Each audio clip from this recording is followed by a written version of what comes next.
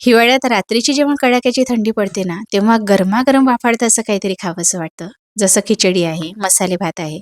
पण रोज-रोज तेही खाऊन कंटाळा येतो. मग काय बनवायचं हाही प्रश्नच येतो. आज आपण बनवतो आहे व्हेज बिर्याणी. नाव जरी ऐकायला भारी वाटत असलं ना, तरी बनवायला अगदी सोपी आहे. जशी नॉन-व्हेज बिर्याणी बनवल्या जाते ना, त्याच पद्धतीने बनवतो आहे. फक्त आपण नॉन-व्हेजच्या ऐवजी इथे भाज्यांचा वापर करतो आहे. अगदी साधी सोपी पद्धती तुमच्यासोबत शेअर करते आहे. एकदा नक्की ट्राय करून बघा. रेसिपी आवडल्यास लाईक, शेअर नक्की करा. सर्वात आधी आपल्याला इथे बासमती तांदूळ लागणार आहे. मी इथे 1.5 कप तांदूळ घेते आहे. ही बिर्याणी 4 ते 5 लोकांना पुरेल एवढी आपण बनवतो आहे. बिर्याणीसाठी तांदूळ पाण्याने स्वच्छ धुत असताना कुस्करून धुवायचा नाही, त्यामुळे तांदळाचा दाणा तुटतो. 1 ते 2 वेळा स्वच्छ धुवून घ्यायचा. नंतर यामध्ये पाणी घालून अर्धा ते 1 तासासाठी भिजत घालायचा.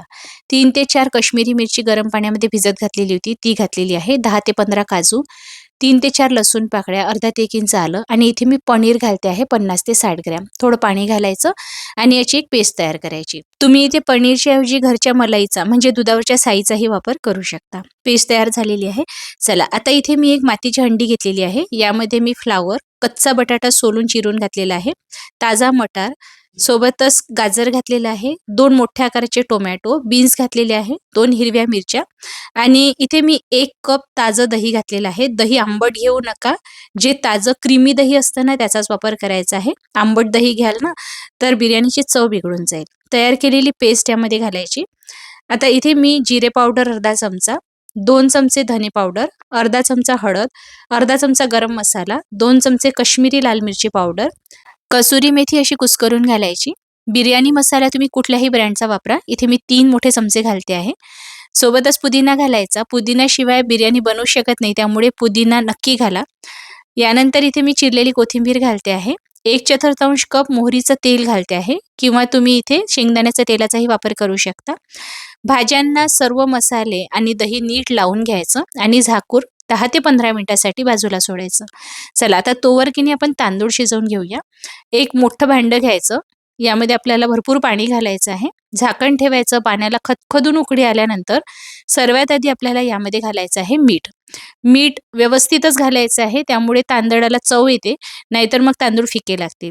2 तेजपान, 1 दगडफूल, मोठ्या वेलचीचं तोंड उघडून नंतर घालायची. दालचिनी, स्टारफूल घातलेलं आहे, 10 ते 12 मिरे घालायचे.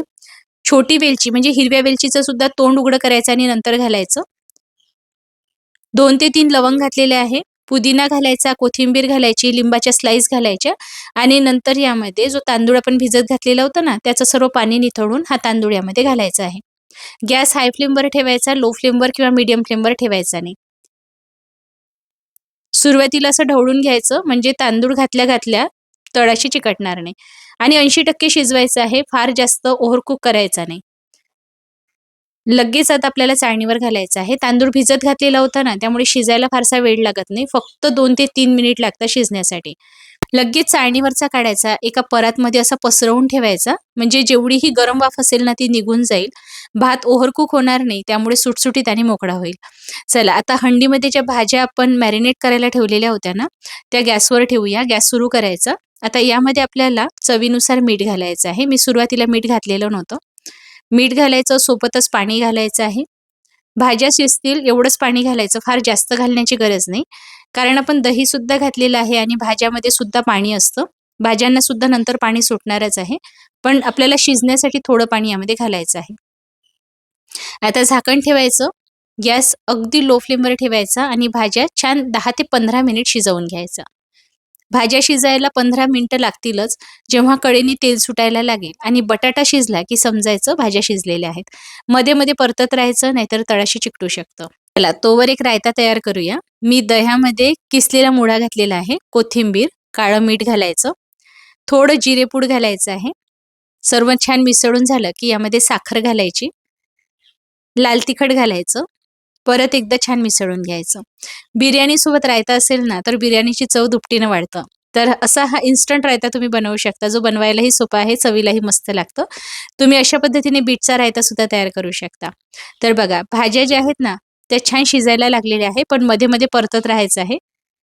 परत मी झाकण ठेवलेलं होतं. 2 ते 3 वेळा असं शिजवून घेतलं आणि बघा आता तेल सुटायला लागलेलं आहे ना, तेव्हा समजायचं भाज्या छान शिजल्या गेलेल्या आहे. पण एकदा आपण जो बटाटा आहे ना तो चेक करूया, कारण सर्वात जास्त वेळ बटाटा शिजायलाच लागतो. बटाटा छान शिजला गेलेला आहे. आता गॅस अगदी मंद आचेवरच ठेवायचा आहे. यामध्ये आता आपण शिजलेला हा भात घालूया. आता तुम्हाला जर नॉनव्हेज बिर्याणी सारखीच लेअरिंग करायची असेल, तर ज्या भाज्या आपण शिजवून घेतल्या त्यातल्या काही पोर्शन काढून घ्यायचा. एक लेयर भाजीचा घालायचा, एक भाताचा घालायचा, परत भाजीचा, परत भाताचा, असं करून लेअरिंग करून घ्यायचं. सर्व भात इथे मी असं पसरवून घेतलेला आहे. तर तुम्हाला इथे ना केवढा जल घालायचा असेल, तुमच्याकडे असेल उपलब्ध तर घाला. माझ्याकडे नव्हतं म्हणून मी नाही घातलेलं आहे. आता इथे मी येलो फूड कलर घालते आहे. अशा पद्धतीने येलो फूड कलर घालायचं.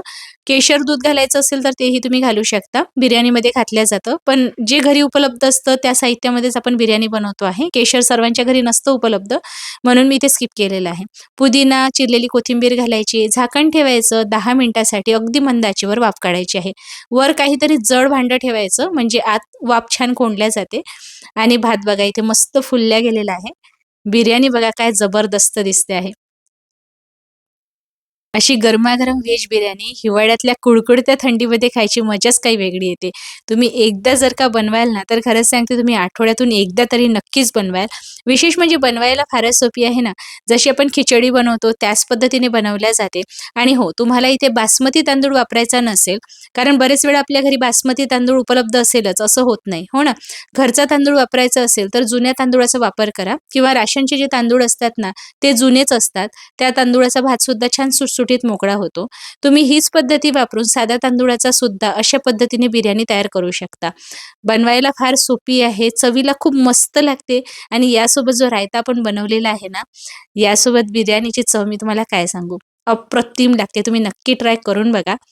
व्हेज बिर्याणीची ही रेसिपी तुम्हाला कशी वाटली मला कमेंट करून कळवायला अजिबात विसरू नका. आवडली असेल तर लाईक, शेअर नक्की करा. अशाच नवनवीन रेसिपी पुढेही बघण्यासाठी घरोघरी अन्नपूर्णा या यूट्यूब चॅनलला सबस्क्राईब करून फेसबुक पेजला फॉलो नक्की करा. लवकरच भेटूया. तोवर हा व्हिडिओ शेवटपर्यंत बघण्यासाठी तुमचे मनःपूर्वक आभार.